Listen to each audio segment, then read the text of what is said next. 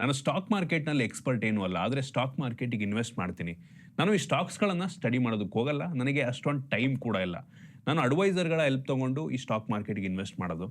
ನಾನು ಈ ವಿಡಿಯೋದಲ್ಲಿ ಈ ಸ್ಟಾಕ್ ಮಾರ್ಕೆಟ್ಗೆ ಎಷ್ಟು ಇನ್ವೆಸ್ಟ್ ಮಾಡಿದ್ದೀನಿ, ಎಷ್ಟು ಪ್ರಾಫಿಟ್ ಮಾಡ್ತಾ ಇದ್ದೀನಿ, ಕಳೆದ ವರ್ಷ ಎಷ್ಟು ಪ್ರಾಫಿಟ್ ಮಾಡಿದ್ದೆ, ಈ ವರ್ಷ ಇಲ್ಲಿಯವರೆಗೆ ಎಷ್ಟು ಪ್ರಾಫಿಟನ್ನು ಮಾಡಿದ್ದೀನಿ, ಯಾವ ಸ್ಟಾಕ್ಸ್ ನನಗೆ ಹೈಯೆಸ್ಟ್ ರಿಟರ್ನ್ ಸಿಕ್ಕಿದೆ. ಸೊ ಎಲ್ಲದನ್ನು ಕೂಡ ಟ್ರಾನ್ಸ್ಪರೆಂಟಾಗಿ ಶೇರ್ ಮಾಡ್ತೀನಿ. ಈ ವಿಡಿಯೋದ ಪರ್ಪಸ್ ಬಂದ್ಬಿಟ್ಟು ನಿಮ್ಮಲ್ಲಿ ಕೆಲವು ಜನಕ್ಕೆ ಮೋಟಿವೇಶನ್ ಸಿಗಲಿ ಅಂತ. ಹಂಗಂತ ಗೊತ್ತಿಲ್ಲದೆ ಇದಕ್ಕೆ ಇನ್ವೆಸ್ಟ್ ಮಾಡುವಂಥದ್ದು ಸರಿಯಲ್ಲ, ಆಯಿತಾ. ಸ್ಟಾಕ್ ಮಾರ್ಕೆಟ್ನಲ್ಲಿ 90% ಜನ ದುಡ್ಡನ್ನು ಕಳ್ಕೊಳ್ಳೋರೇ ಇದ್ದಾರೆ, ಆಯಿತಾ.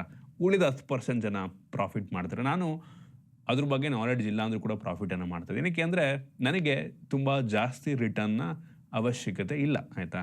ನನಗೆ ಎಕ್ಸ್ಪೆಕ್ಟೇಷನ್ ಕಡಿಮೆ ಇದೆ, ಆಯಿತಾ. ನನಗೆ ಇವತ್ತು ದುಡ್ಡು ಹಾಕ್ಬಿಟ್ಟು ನಾಳೆ ಡಬ್ಬಲ್ ಆಗಬೇಕು ಅನ್ನುವಂಥ ಅತ್ಯಾಸ ಇಲ್ಲ ನನಗೆ.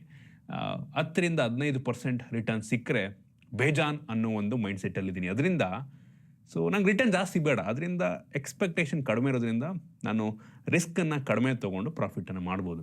ಮೆಜಾರಿಟಿ ಜನ ಇವತ್ತು ದುಡ್ಡು ಹಾಕ್ಬಿಟ್ಟು ನಾಳೆ ಡಬ್ಬಲ್ ಆಗಬೇಕು ಅಂತಾರೆ. ಈ ಕಾರಣದಿಂದ ತುಂಬ ಜನ ಲಾಸ್ ಮಾಡ್ಕೋತಾರೆ. ನಾನು ನಿಮಗೆ ಹೇಳೋದಾದರೆ, ನಿಮಗೆ ಸ್ಟಾಕ್ ಮಾರ್ಕೆಟ್ನಲ್ಲಿ ಐಡಿಯಾ ಇಲ್ಲ ಅಂತಂದರೆ ಮ್ಯೂಚುವಲ್ ಫಂಡಿಂದ ಶುರು ಮಾಡಿ.